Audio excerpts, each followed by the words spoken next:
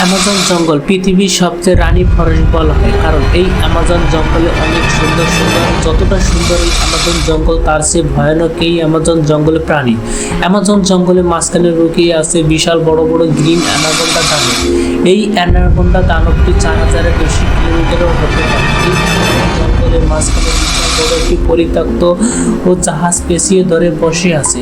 রাত নামলেই সেখানে পশু পাখির শেষ চিৎকার শোনা যায়, কারণ এই অ্যামাজন জঙ্গলে গ্রিন অ্যানাকোন্ডা দানব পশু শিকার করে। আপনি কি এই অ্যামাজন জঙ্গলে যেতে চান?